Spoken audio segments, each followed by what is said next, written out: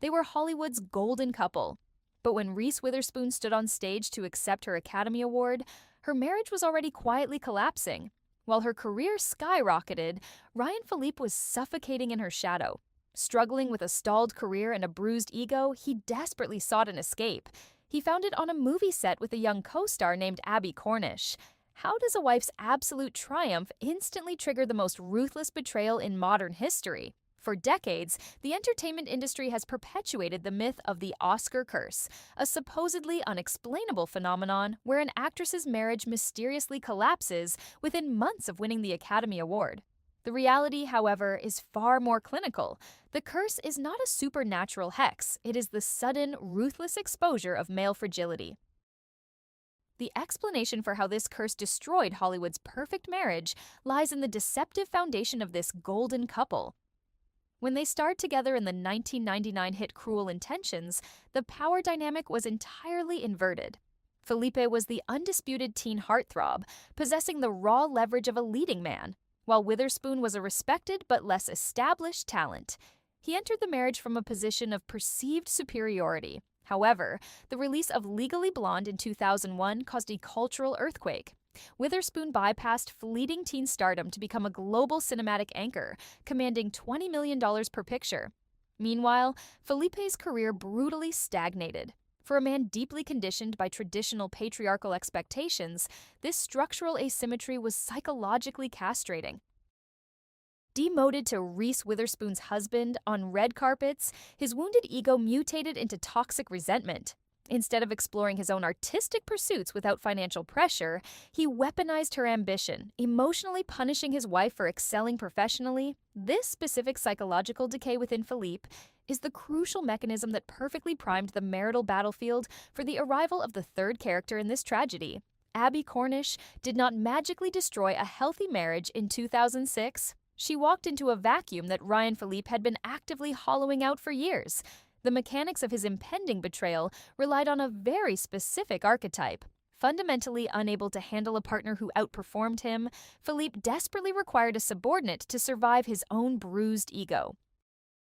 He sought someone significantly younger and less established, a woman who would offer him absolute, uncritical admiration rather than treating him as the struggling husband of a Hollywood queen. He needed her to validate the seasoned, dominant leading man he still believed himself to be. Long before he ever set foot on the Texas film set where the affair would ignite, Phillippe was psychologically preparing to cheat. He was actively hunting for an escape hatch from the suffocating reality of his wife's superiority. The concept of the Trazan, the seemingly innocent but deeply calculated younger woman, became his ultimate fantasy of reclamation. He craved the intoxicating synthetic high of being the most important, powerful person in a room, a feeling Witherspoon could no longer provide simply because she had outgrown him. He was a cowardly man systematically dismantling his own family from the inside out, waiting for the perfect, impressionable catalyst to finally pull the trigger and execute the woman whose only crime was being vastly superior to the man she married. The collision between a carefully maintained public facade and a volatile, deeply insecure male ego requires a specific catalyst to finally detonate. For Reese Witherspoon and Ryan Phillippe, that catalyst arrived on the evening of March 5, 2006. The setting was the 78th Academy Awards at the Kodak Theater in Los Angeles. This was not a standard industry event or a routine premiere. This was the absolute apex of the Hollywood hierarchy. Witherspoon arrived as the undisputed frontrunner for Best Actress for her performance as June Carter Cash in Walk the Line. The atmosphere surrounding her was electric, charged with the undeniable certainty of an impending coronation. She was about to be permanently elevated from a highly successful, bankable star into an immortal piece of cinematic history. The resentment had actually been leaking out for years. The most glaring fracture occurred 4 years earlier at the 2002 Academy Awards.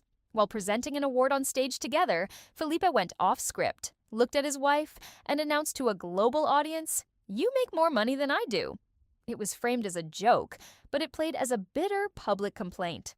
By the time Witherspoon returned to the Oscars in 2006 as a Best Actress nominee, that financial asymmetry had mutated into a suffocating psychological weight. As they navigated the red carpet that evening, Witherspoon radiated an impenetrable, luminous confidence, stepping into her ultimate power. Beside her, Phillippe was a study in physical rigidity.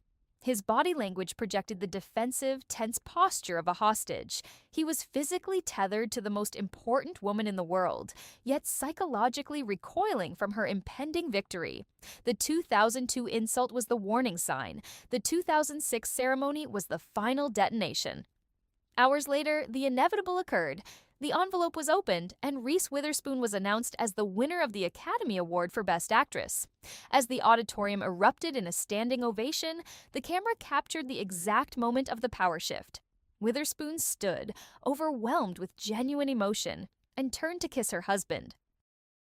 Phillippe obliged, but the physical transaction was chillingly mechanical. There was no fierce, possessive pride in his eyes. There was only a hollow, forced compliance. As she walked away from him to ascend the stage, the physical distance between them mirrored the massive, unbridgeable psychological chasm that had just split their marriage in two. Standing at the podium, gripping the golden statuette, Witherspoon delivered a speech that perfectly encapsulated the tragic irony of a highly successful woman trying to manage an insecure man. Amidst tears and genuine gratitude, she made a deliberate, highly publicized point to thank her family. She looked out into the crowd of millions and explicitly thanked her wonderful husband for his support. She was utilizing the biggest platform on the planet to validate him, to publicly anchor him to her success, and to assure him that her victory did not diminish his place in her life. She was desperately trying to share the crown, but for a man suffering from the specific narcissistic pathology that Phillippe harbored, public validation from a superior partner does not heal the ego. It actively burns it. When Witherspoon thanked him, she inadvertently reinforced his status as a subordinate. She was the queen bestowing gratitude upon her subject. He did not want her thanks. He wanted her position.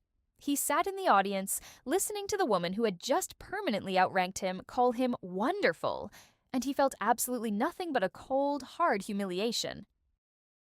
The Academy Award effectively operated as a permanent golden gravestone for his own leading man ambitions.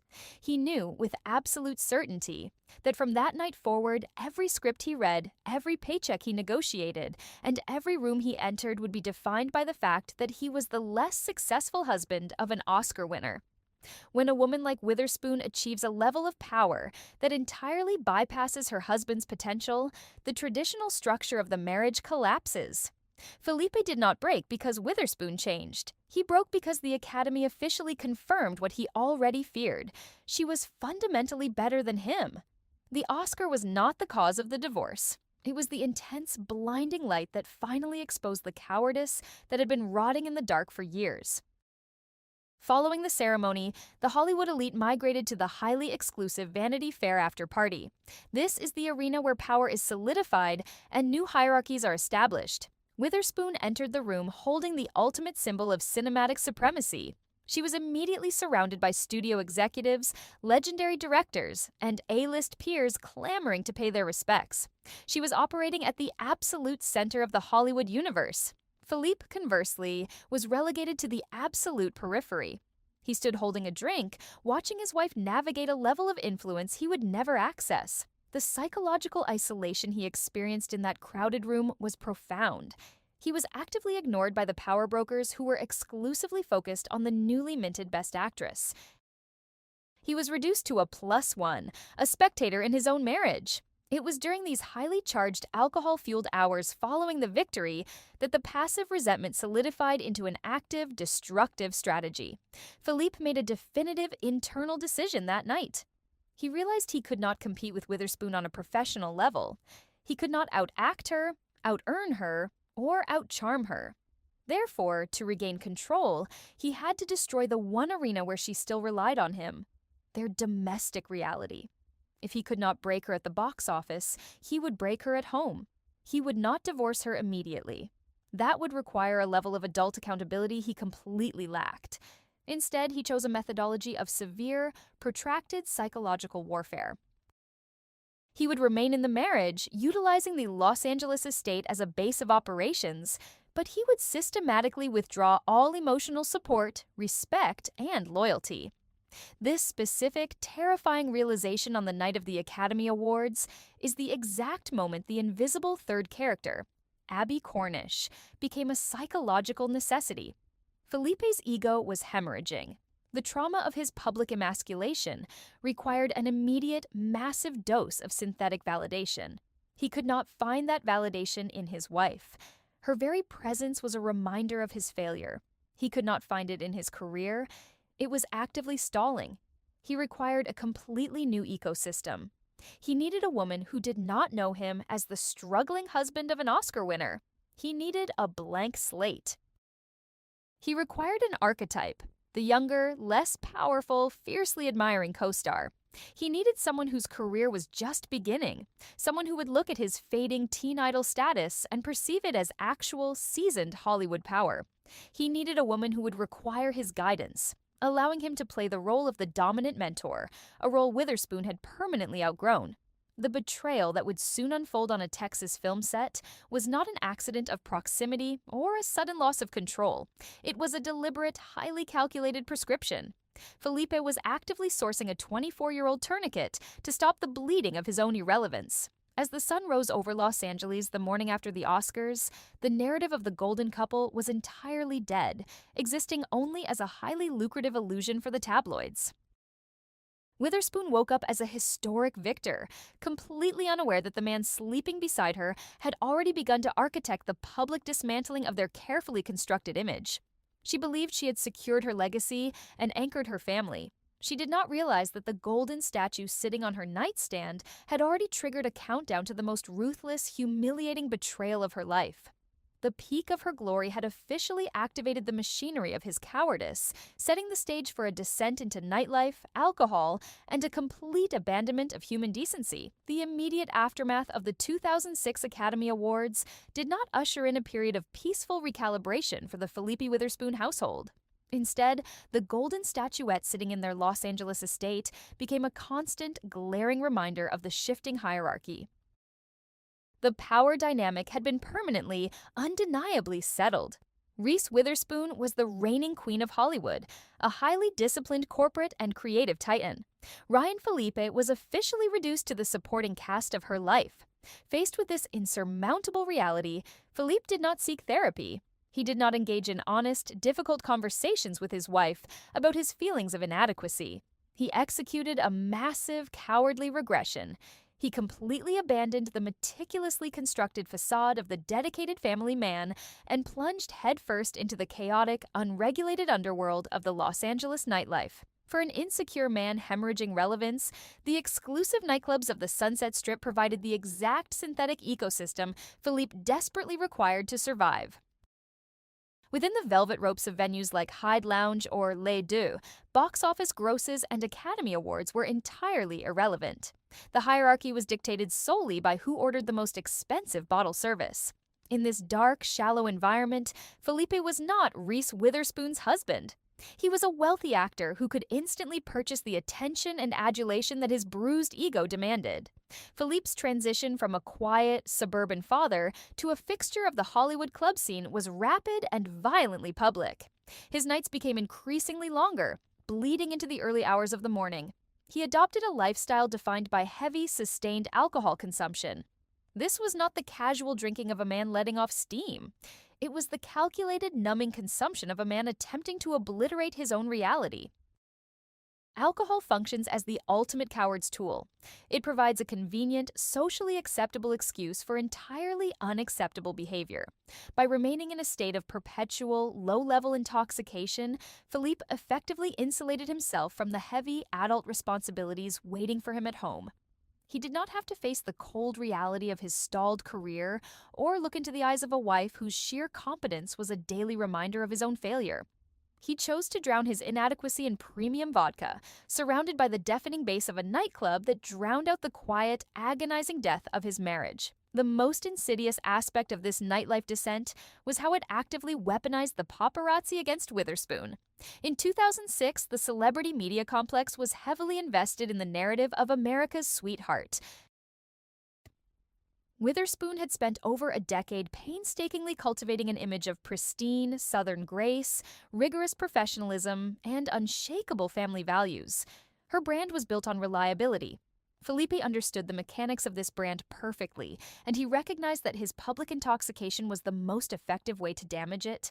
When Phillippe stumbled out of a Hollywood club at 3 in the morning, his eyes bloodshot, his clothing disheveled, leaning heavily on the shoulders of his entourage, he was fully aware that the flashing lenses of dozens of paparazzi cameras were capturing every humiliating second. He knew these images would immediately be sold to the tabloids.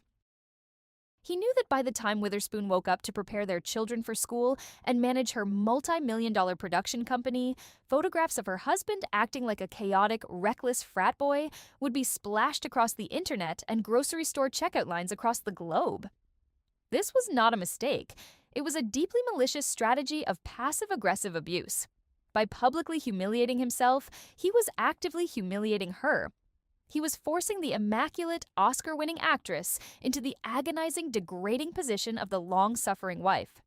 Every time a new set of disastrous paparazzi photos emerged, Witherspoon's public relations team was forced to go into damage control. She was forced to maintain a tight, strained smile on red carpets, shielding her children from the toxic fallout of their father's reckless rebellion. Phillippe was effectively utilizing his own public degradation as a psychological weapon, punishing his wife for her success by forcing her to constantly clean up the messy, highly publicized wreckage of his nightlife binges. During this era, the stark, terrifying contrast of their daily routines exposed the absolute depth of his detachment. At 6 in the morning, the Los Angeles estate was already active. Witherspoon was awake, managing the logistical empire of a functioning family and a peak Hollywood career. She was coordinating school drop-offs, reading scripts, taking calls from studio executives, and maintaining the iron discipline that had built her fortune. She was operating with the relentless, exhausting efficiency of a woman who knows she is entirely responsible for the survival of her ecosystem. In a different wing of the same massive house, Phillippe was sleeping off the toxic residue of another lost night. He would emerge hours later, hungover, irritable, and entirely disconnected from the rhythm of the household.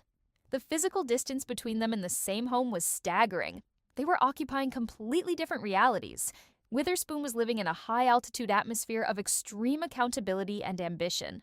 Phillippe was hiding in a dark, subterranean cave of self-pity and avoidance.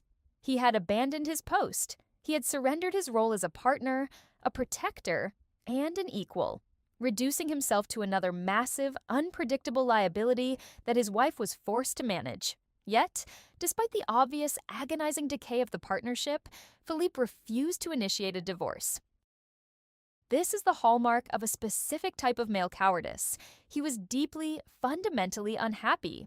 He despised the power dynamic of the marriage, but leaving requires a level of courage and adult confrontation that he entirely lacked.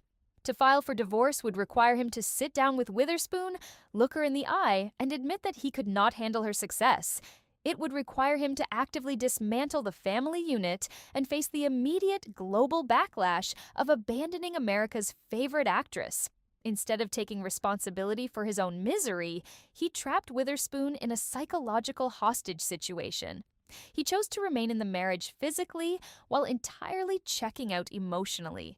He engaged in a slow-motion sabotage, acting out with increasing recklessness, subconsciously hoping to push Witherspoon to her absolute breaking point. He wanted her to pull the trigger. He wanted her to be the one to file the papers so he could play the role of the tragic, discarded husband rather than the cowardly architect of their ruin. He forced her to endure the slow, gangrenous decay of their vows, utilizing his alcohol-fueled absences to hollow out the marriage until it was nothing more than a hollow, brittle shell. It was within the dark, sweaty confines of these Hollywood VIP rooms that Phillippe began actively scouting for the precise psychological antidote to his wife. He was not merely partying, he was conducting a frantic, desperate search for validation. Surrounded by the sycophantic machinery of the club scene, he was heavily exposed to a very specific demographic of women. He was surrounded by aspiring actresses, models, and socialites who were desperately seeking proximity to fame. These were women who did not possess $20 million paychecks. They did not have Academy Awards. They did not possess the terrifying, unshakable competence of Reese Witherspoon.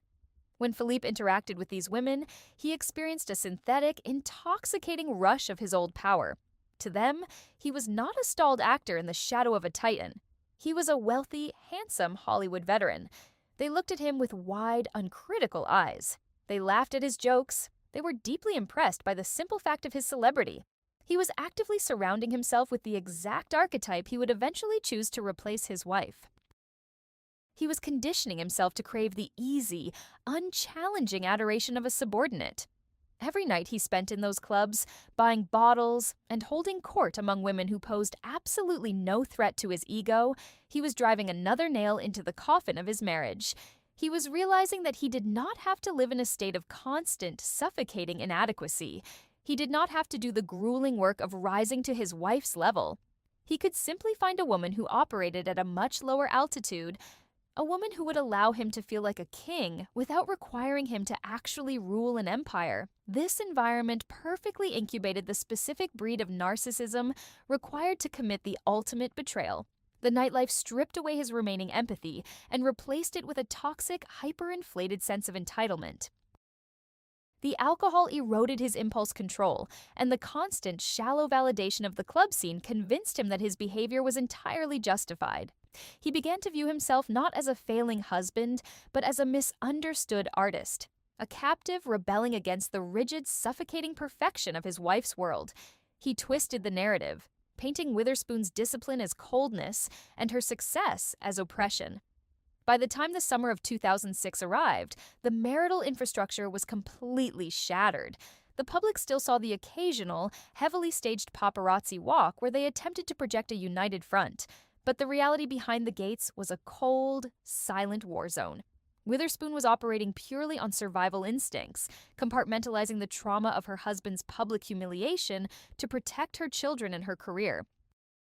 She was anchored to a ghost, a man who utilized their home only as a place to sleep off his hangovers before returning to the clubs. Phillippe had completely detached. He had successfully utilized alcohol and the Los Angeles nightlife to numb the pain of his own inadequacy, but the numbness was temporary. The clubs could only provide a synthetic simulation of power. He required something permanent, a tangible, physical conquest to officially reassert his dominance and completely sever the ties to his humiliating reality. The clubs were merely the training ground. The actual execution of the marriage required a different stage, far away from the watchful eyes of the Los Angeles media and the oppressive presence of his successful wife. He was primed, loaded, and psychologically desperate. The cowardly retreat into the dark, alcohol-soaked corners of the Sunset Strip had successfully hollowed him out, leaving behind nothing but a fragile ego desperate for a life raft.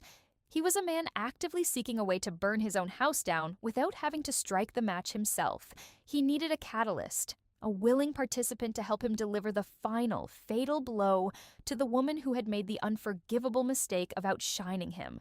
And as the production schedule for a new military drama titled Stop Loss finalized, demanding his relocation to a remote set in Texas, the perfect, catastrophic storm finally gathered on the horizon. The era of silent, passive-aggressive clubbing was ending. The era of active, ruthless, and devastating betrayal was about to begin. The architecture of a high-profile Hollywood infidelity rarely relies on sudden, uncontrollable passion. It is almost entirely constructed upon opportunity, geography, and the desperate need for psychological validation. By the autumn of 2006, the sprawling Los Angeles estate that Reese Witherspoon and Ryan Phillippe shared had become a suffocating mausoleum of unexpressed resentments and a chilling, polite silence. Phillippe was a man drowning in the blinding wattage of his wife's historic Oscar victory, having spent the previous 6 months desperately attempting to numb his bruised ego with premium vodka and the shallow adulation of the Sunset Strip. But the nightlife was merely a temporary anesthetic. To permanently sever the invisible tether that bound him to a woman who had vastly outgrown him, he required a completely different ecosystem. He needed a geographical escape from her shadow, and he found it in the arid, isolated environment of Austin, Texas, on the set of a military drama titled Stop Loss. For Phillippe, the remote Texas film set of Stop Loss was not just a job, it was a sanctuary. Thousands of miles away from the Hollywood executives who viewed him as a secondary player, and far removed from the highly functioning wife who reminded him of his own stagnation, he could finally breathe. He was no longer the sulking plus one on a red carpet, he was the leading man of a studio picture. It was within this highly insulated, transient universe, where standard marital vows are frequently suspended, that his passive-aggressive resentment violently collided with the perfect catalyst, a 24-year-old actress named Abbie Cornish.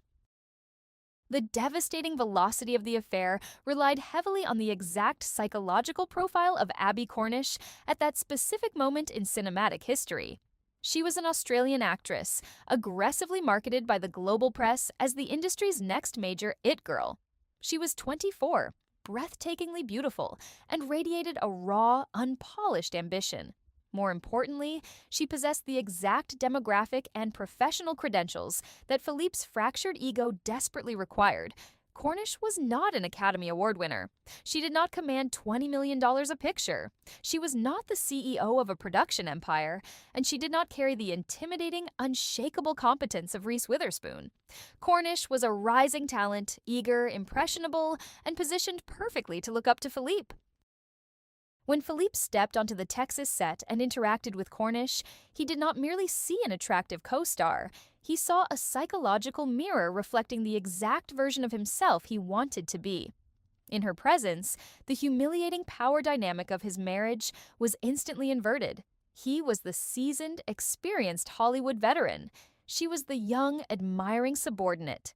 She offered him the intoxicating, synthetic high of absolute dominance. He did not have to compete with her. He did not have to measure his bank account against hers. She provided the exact narcotic validation that he had been frantically searching for in the dark corners of Los Angeles nightclubs, but she offered it in the broad daylight of a professional film set.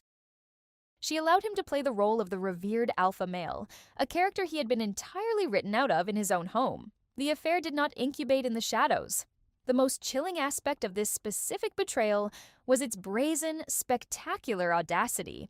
Phillippe did not compartmentalize his behavior or attempt to shield his family from the fallout. He imported the chaotic, reckless lifestyle of his Los Angeles clubbing days directly into the heart of the Texas production. The crew and cast members of Stop Loss were rapidly transformed into a captive audience for a grotesque, highly visible display of marital treason. Phillippe and Cornish operated with a staggering level of arrogant entitlement, entirely discarding standard professional boundaries. They were routinely observed engaging in highly physical, undeniable intimacy during cast dinners. They drank heavily together, openly caressing each other in local Austin bars, operating under the catastrophic delusion that their geographic distance from Los Angeles granted them absolute invisibility. This public exhibitionism was not a symptom of uncontrollable romance. It was an act of profound psychological violence. Phillippe was a man fully aware of the paparazzi economy. He knew that rumors from film sets inevitably leak. By flaunting his infidelity in front of dozens of industry professionals, he was actively orchestrating his own exposure. He was utilizing his younger co-star as the definitive catalyst to shatter the marital foundation. He was too deeply entrenched in his own cowardice to look his wife in the eye and demand a divorce, so he chose to behave so abysmally, so publicly, that the marriage would inevitably detonate without him having to take the adult responsibility of lighting the fuse. He wanted to be caught. He needed the world to see that he was capable of conquering a beautiful young it girl, utilizing her to violently erase the narrative that he was nothing more than Reese Witherspoon's fading husband. Cornish, operating with the ruthless, singular focus of a woman completely consumed by a new, high-profile fixation, viewed Phillippe's existing marriage and his two young children not as an impenetrable boundary, but as a trivial, bureaucratic technicality. Within the specific, self-indulgent bubble of a film set, the reality of the wife back in California was entirely abstract. Cornish did not view herself as a homewrecker participating in the destruction of a family. She engaged with a married man with a chilling, absolute disregard for the immense psychological collateral damage waiting to detonate. She validated his darkest, most reckless tendencies, eagerly participating in the public humiliation of one of the most beloved women in America. Together, they constructed a highly insular, toxic ecosystem built entirely on the foundation of another woman's impending grief. While this chaotic, alcohol-soaked betrayal rapidly escalated in the Texas heat, the third pillar of this tragedy was completely isolated in the pristine, sterile environment of her Los Angeles reality.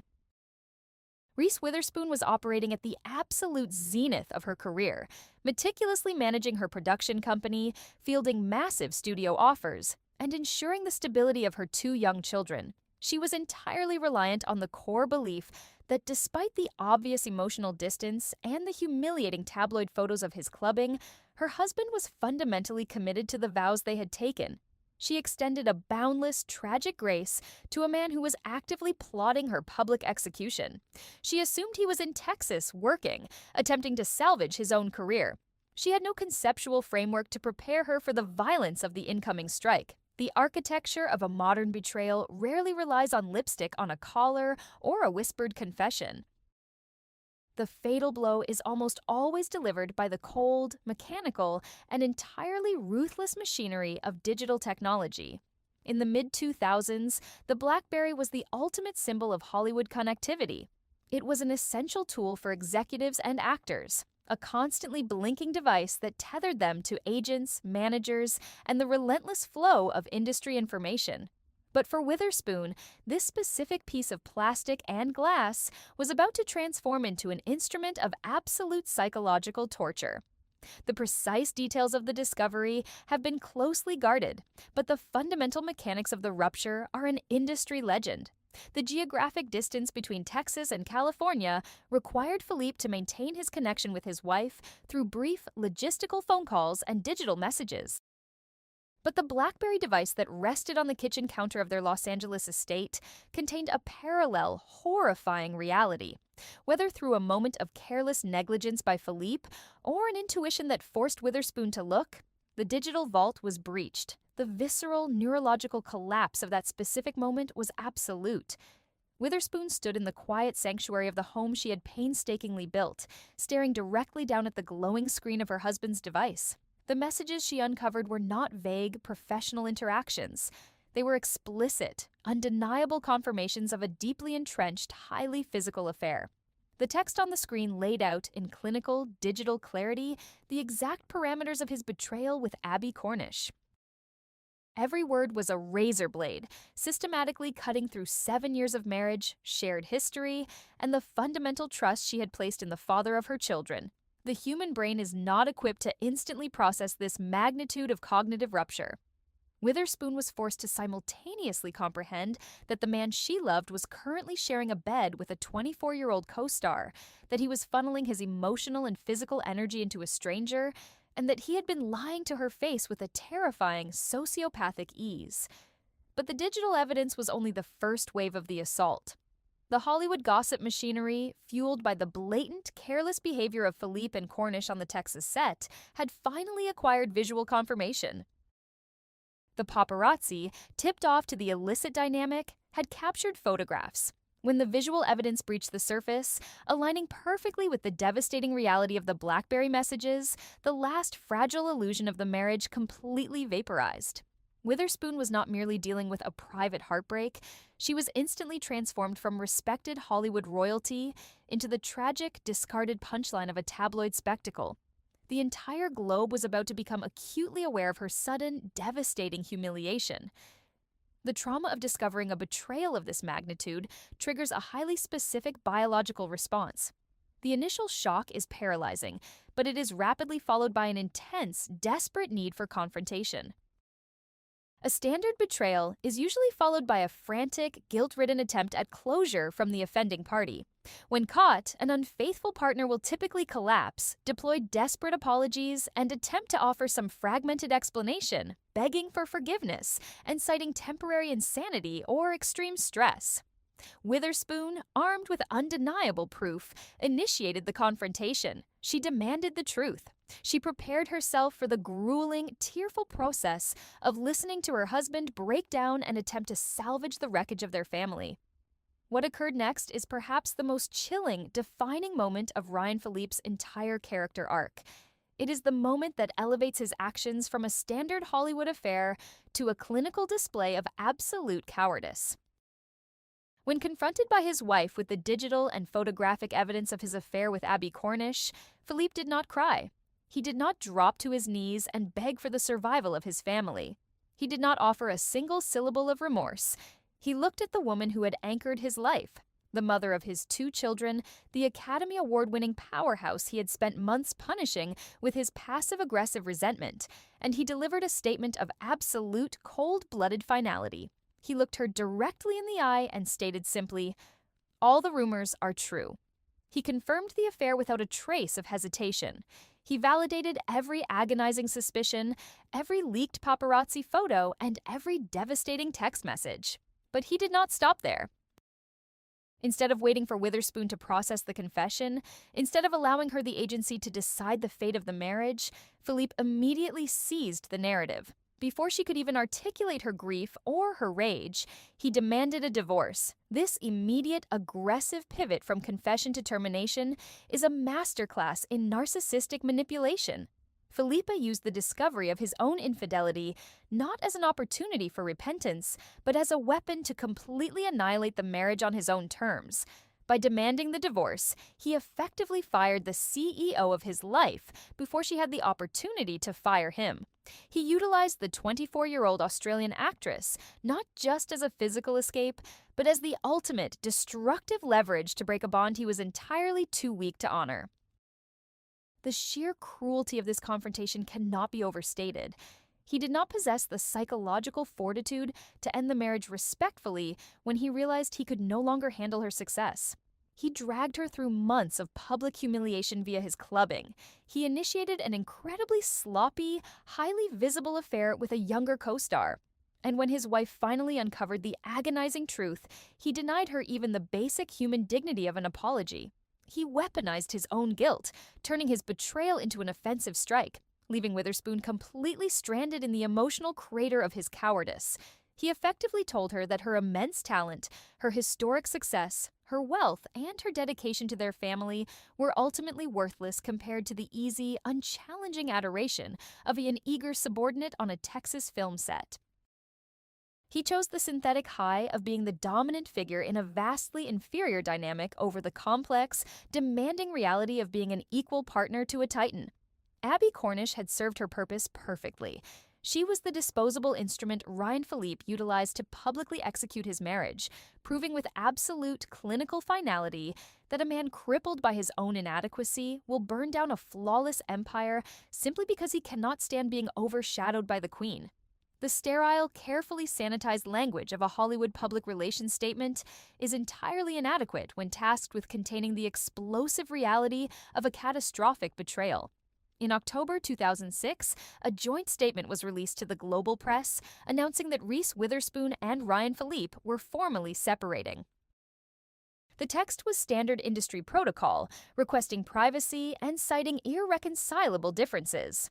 But the global media apparatus in the mid-2000s was a ruthless, highly efficient machine, completely immune to polite PR requests. Within hours of the official announcement, the carefully constructed dam broke. The rumors that had been incubating on the Texas set of Stop Loss, the whispered accounts of brazen infidelity, and the specific identity of the 24-year-old Australian catalyst flooded the international news cycle. The private, agonizing destruction of the Phillippe Witherspoon household was instantly transformed into the most intensely scrutinized public tribunal of the decade.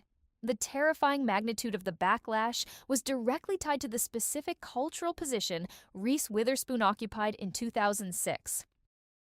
She was not merely a famous actress, she was a universally protected cultural avatar. The American public had actively participated in her ascent. They had watched her transition from a brilliant teenage talent into a formidable, Oscar-winning powerhouse. She represented a highly specific, deeply respected archetype, the fiercely intelligent, hardworking woman who achieved monumental success without sacrificing her morality or her dedication to her family. When the details of Phillippe's betrayal with Abbie Cornish saturated the tabloids, the public reaction bypassed standard celebrity gossip. It mutated into a visceral, unified cultural fury. The outrage was so profound because the public immediately, collectively recognized the underlying pathology of the affair. This was not perceived as a standard Hollywood story of a couple simply drifting apart, nor was it viewed as a classic midlife crisis fueled by sudden temptation. The global audience, dissecting the timeline of her Oscar victory and his subsequent immediate descent into the arms of a younger subordinate, understood exactly what they were witnessing. They saw a man actively punishing his wife for the crime of outshining him. Witherspoon's humiliation resonated in living rooms across the world because it tapped into a universal, deeply ingrained female anxiety. If Reese Witherspoon, a woman who possessed absolute financial independence, universal adoration, a flawless public image, and the highest industry accolades, could not protect her marriage from the destructive forces of male insecurity, what hope did anyone else have? She became an immediate, tragic symbol for every woman who had ever been forced to shrink herself to accommodate a fragile partner. In the face of this unprecedented media hysteria, Witherspoon executed the most powerful, devastating maneuver available to a victim of profound psychological violence: absolute, impenetrable silence. She refused to supply the tabloids with the tearful, hysterical reaction they desperately craved. She did not sit down for highly publicized television interviews to perform her grief. She did not release vindictive, retaliatory statements through her representatives. She recognized, with the cold, strategic brilliance of a seasoned industry veteran, that engaging with a circus only validates the clowns. Her silence was not a symptom of weakness. It was a titanium boundary forged in the fires of an unimaginable betrayal. By refusing to speak Philippe's name, by refusing to publicly acknowledge the existence of Abbie Cornish, she starved the media narrative of its missing piece. She forced her ex-husband and his new partner to exist entirely within the toxic vacuum of their own creation. Witherspoon continued to be photographed doing the grueling, everyday labor of a newly single mother, dropping her children off at school, attending business meetings, maintaining a stoic, unshakable physical posture. This dignified, silent survival strategy amplified the public's rage against Phillippe 1,000-fold. The media looked at the quiet dignity of the abandoned wife and turned their full, destructive attention toward the cowardly architect of her pain. For Ryan Phillippe, the court of public opinion did not merely issue a guilty verdict. It executed a brutal, highly public castration of his entire identity. He had initiated the affair in Texas under the catastrophic delusion that he was reclaiming his lost dominance. He believed that by discarding his powerful wife for a younger, adoring co-star, he was reasserting his status as an alpha male, a rebel rejecting the suffocating confines of domestic perfection.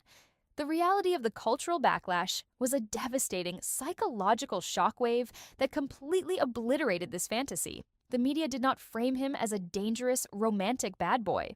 They branded him with titles that struck directly at the core of his deepest insecurities. He was ruthlessly mocked by late-night hosts, tabloid journalists, and cultural commentators. Publications openly referred to him as a coward, a man too weak to stand beside a titan. He was labeled a fragile, emasculated footnote in his wife's legacy. The public narrative explicitly stripped him of his masculinity, concluding that he had fled into the arms of a 24-year-old because he lacked the psychological fortitude to be married to a grown, successful woman. The sheer humiliation of this specific media narrative cannot be overstated. Phillippe had burned down his family, his reputation, and his entire life specifically to escape the feeling of being inferior to Reese Witherspoon. Yet, the affair did not liberate him from her shadow. It permanently, inextricably chained him to it. He was no longer recognized as an actor with potential. He was globally recognized solely as the weak, jealous husband who sabotaged America's sweetheart. Every time he stepped out of his house, he was met by aggressive swarms of paparazzi shouting questions about his betrayal. His attempts to justify his actions or promote his ongoing work were entirely drowned out by the deafening roar of public disgust. He sought dominance in Texas, but he returned to Hollywood to find himself universally despised, completely stripped of his dignity, and permanently relegated to the lowest tier of celebrity infamy. While Phillippe endured this brutal dissection, the third pillar of the triangle was experiencing a terrifying, unsparing baptism by fire. Prior to the scandal, Abbie Cornish was operating on a trajectory carefully designed by studio executives and publicists to position her as the next global cinematic obsession. She was the acclaimed, beautiful Australian export, standing on the precipice of massive international fame. But she severely miscalculated the lethal velocity of the American tabloid machine and the fierce, protective loyalty the public held for Witherspoon. In 2006, the media landscape possessed a deeply ingrained, highly misogynistic reflex that aggressively targeted the other woman in any high-profile infidelity. Cornish was not viewed as an innocent bystander or a victim of Philippe's manipulation. The public tribunal convicted her as an active, willing accomplice in the destruction of a beloved family. The carefully cultivated It Girl label instantly dissolved, replaced entirely by the toxic, inescapable brand of the husband stealer. The psychological isolation Cornish experienced during this period was absolute. She was a young woman operating in a foreign country, suddenly subjected to a level of public hatred that completely defied human comprehension. She could not walk down a street in Los Angeles without being targeted by aggressive photographers demanding a comment on the destruction she helped orchestrate. The internet, then in the rapidly expanding era of celebrity gossip blogs, dedicated thousands of pages to dissecting her character, mocking her career, and comparing her unfavorably to the woman she had replaced. She had believed she was entering a grand, rebellious romance with a Hollywood leading man. She quickly discovered that she had inherited a radioactive PR nightmare. The transition from a highly publicized tabloid spectacle to the cold, sterile reality of a legal separation is a brutal process. By 2008, the divorce was finalized. Witherspoon did not engage in a messy, drawn-out courtroom war that would only provide the media with more ammunition. Instead, she stripped the emotion out of the process, treating the dissolution of her marriage as a necessary corporate restructuring. She systematically dismantled Philippe's access to her infrastructure, secured her vast financial assets, and mathematically removed him from her life. For Ryan Phillippe and Abbie Cornish, however, the finalization of the divorce did not bring liberation. It ushered in a claustrophobic, heavily scrutinized nightmare. When a clandestine affair detonates a family, the perpetrators are instantly backed into a psychological corner. To survive the crushing weight of global public disgust, they were forced to legitimize their betrayal. They had to prove to the world that destroying a marriage was justified by an epic, undeniable romance. They moved in together, attempting to play house in Los Angeles. But stripped of the exhilarating adrenaline of a secret film set affair, the foundational architecture of their relationship was instantly exposed as entirely rotten. What Abbie Cornish discovered in the stark, unglamorous daylight of their domestic reality was a profound and terrifying disappointment. She had entered the relationship under the delusion that Phillippe was a complex, misunderstood artist, suffocated by a rigidly perfect wife. Instead, she found herself living with a severely stunted, deeply insecure man who fundamentally lacked the capacity for adult responsibility. Removing Reese Witherspoon from the equation did not magically turn Phillippe into a dominant leading man. It simply removed the only structural boundary that had been keeping his chaotic impulses in check. His heavy drinking, late-night clubbing, and desperate need for external validation from the nightlife ecosystem did not cease. Cornish quickly realized she hadn't won a prize. She had inherited a massive psychological liability. The ultimate poetic justice occurred in February 2010. The facade of their fated romance completely collapsed. Cornish packed her belongings, physically vacated their shared home, and publicly dumped him. When pressed by the media, sources close to the Australian actress leaked the exact humiliating truth. She had abandoned him because she could no longer tolerate his relentless immaturity. Phillippe had blown up his family and willingly transformed himself into the most hated man in America to secure a newfound muse, only for that exact muse to discard him for the exact same pathetic behaviors that had alienated his wife. Following this humiliating breakup, the Hollywood machinery executed a silent, devastating professional assassination on Ryan Phillippe. The entertainment industry is governed strictly by capitalism and risk assessment, and Phillippe had become a highly toxic asset. Casting the man who publicly betrayed America's sweetheart brought immediate negative PR. Furthermore, Witherspoon did not have to make a single vindictive phone call to ruin his career. Studio executives simply recognized a mathematical reality. Hiring Philippe risked alienating the core female audience while simultaneously risking the goodwill of Witherspoon, a woman who was rapidly consolidating immense power in the industry. Philippe's career went into freefall, transitioning from major studio pictures to straight to DVD obscurity. He sought to escape the suffocating shadow of his successful wife, only to realize his cowardice had permanently locked him inside it. In stark, blinding contrast, Reese Witherspoon's trajectory during this exact period was a breathtaking display of resilience and strategic brilliance. She recognized that the only true, unassailable revenge against a man who attempts to shrink you is to expand beyond his wildest comprehension. While Philippe was wasting his fading relevance in nightclubs, Witherspoon absorbed the agonizing pain of the betrayal entirely in private, refusing to bleed for public consumption. She channeled her rage into an unstoppable, highly disciplined work ethic. She actively identified the systemic flaws in Hollywood, specifically the lack of complex, powerful roles for women, and built a corporate entity to solve it. She laid the foundational architecture for Hello Sunshine, a production empire that would eventually be valued at nearly $1 billion. She transformed the darkest, most humiliating moment of her personal life into an unbreakable cultural fortress, completely changing how women are portrayed on screen. The autopsy of this infamous Hollywood triangle definitively shatters the myth of the Oscar curse. It is not a mystical hex that punishes successful women for their ambition. It is a harsh, uncompromising diagnostic tool that exposes the fatal fragility of the male ego. When a woman achieves ultimate power, she does not curse her marriage. She simply reveals the cowardice of a partner who requires her to be small so he can feel large. By ruthlessly shedding the dead weight of an intimidated husband, Reese Witherspoon didn't just win an Academy Award, she conquered her entire life. Have you ever witnessed this kind of toxic jealousy when a partner achieves massive success? Comment below, like and subscribe for more dark hidden realities of Hollywood history.